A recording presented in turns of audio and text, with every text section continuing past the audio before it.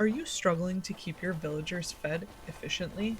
In this guide, I'll break down the best foods to cook, how to keep a steady supply of ingredients, and how to manage food production like a pro.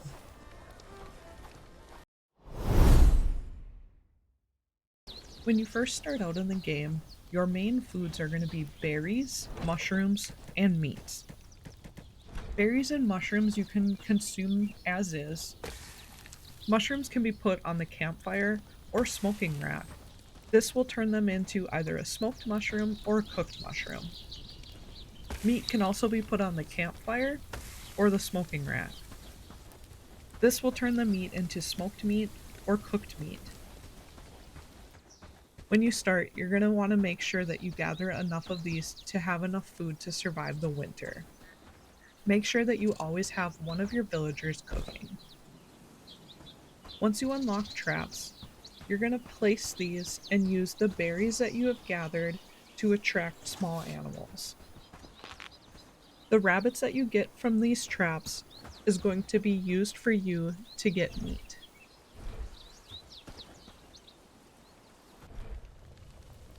The next main cooking building is the cooking pot. This is a tier 1 building. This will help you create better foods for yourself and villagers. You want to build a water catcher right away, so you'll always have access to water to create your stews. You're going to want to start using the cooking pot as soon as you can. The meals that you'll be able to cook with the cooking pot are berry jam, mushroom stew, meat stew, fish stew, and fine stew. Right away, it might be hard to make the fine stew, as this is unlocked at cooking level 6. Most of your villagers at this point will not have that cooking level, and you yourself might not have it either. The best meal that you can create out of the cooking pot is going to be the fish stew. This gives you both a bonus to your XP gain and productivity. All of the foods that you cook in the cooking pot take approximately 3 minutes real time, except berry jam, which takes 2 minutes and 30 seconds. When you unlock tier 2 buildings, the next cooking building you can unlock is the tavern. This will take you some time to get to tier 2 buildings, but it is worth building the tavern to unlock better recipes. The first recipe that you're going to want to start making right away is spices. This is used in a vast majority of the cooking recipes, so you're going to want to stock up right away.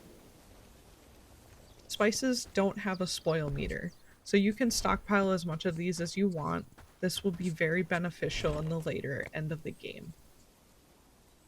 Your tavern recipes you want to focus on are spiced hearty meat stew, spiced meat stew, fine vegetable stew, and spices.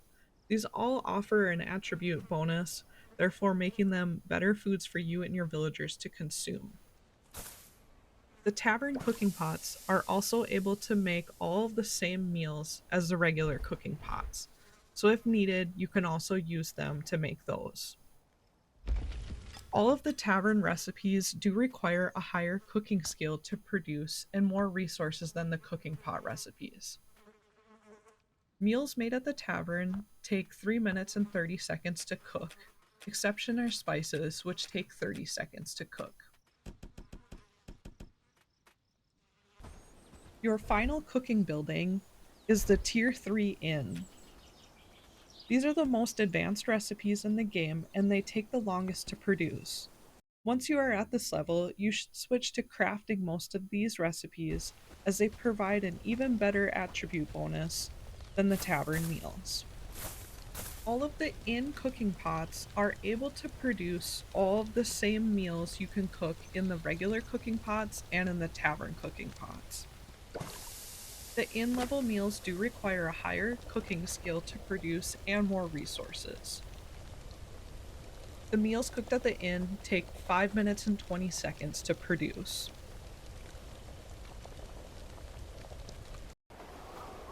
You can see here that one of my farms is used to produce cotton, wheat, and flax. The cotton and flax is used for crafting materials, and the wheat is used for producing grains, which I can use into flour later on. My second farm is used for producing sage, hemp, and garlic. Sage and garlic will both be utilized in cooking, and the hemp will be utilized for crafting. In my last farm, I grow potatoes, turnips, radishes, beetroot, and onions. All of these are utilized for cooking. All of these are set to have 100 in stock due to the top up option. This ensures I have a steady stock of all of these. In your hunter's camp, you're going to want to focus on small game and deer. Hunters can get hurt hunting the wolves and boar. Once they are leveled up, you can prioritize hunting these as they provide better resources. You can purchase these from the lady over by the lake and the fisherman on the docks. They will respawn more inventory in a day or two, so you can keep doing this. Once you unlock the ability to trade with Kashmir, you'll be able to purchase fish daily through the trade option.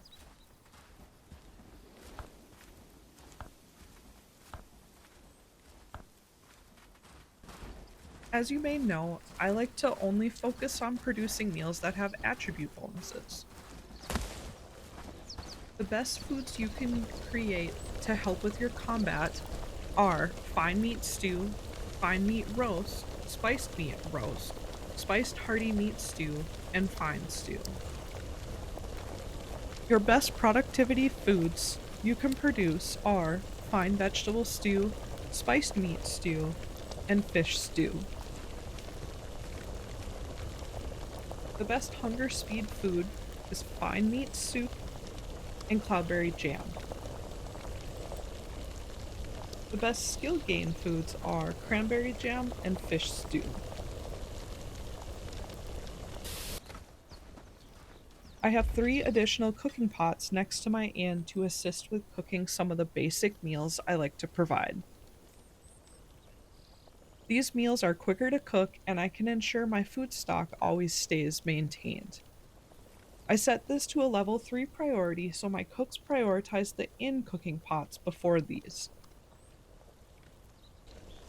My inn cooking pots are all set with the recipes that the regular cooking pots cannot create. One of the cooking pots is geared towards the combat recipes, and the other is for productivity. They all have the same recipes in them, but they are just ordered in the opposite from each other. This is to ensure my village has a variety of foods. Make sure you are utilizing the food cellar to store your food. Food spoils slower when it is stored here. My only exception to this is I have a barn where all my villagers store their armor and weapons. I store all of my combat attribute foods in this area so it is easy access when we are being raided. All of my combat foods are turned off in the food cellar and any other warehouse in my village. This is so they only get stored in that barn. I have 2 villagers who primarily cook and deliver items. One is set to cooking priority 2 and delivery 3, while the other is delivery 2 and cooking 3. Villagers are awake from 6 a.m. to 11 p.m. This gives us approximately 840 minutes of game time. Each minute in the game is equal to 1.5 seconds real time. To make these calculations easier, I'll convert the time it takes to cook each meal my inn cooking pot makes into seconds. As you can see in this example, my approximate cooking time was 560 seconds.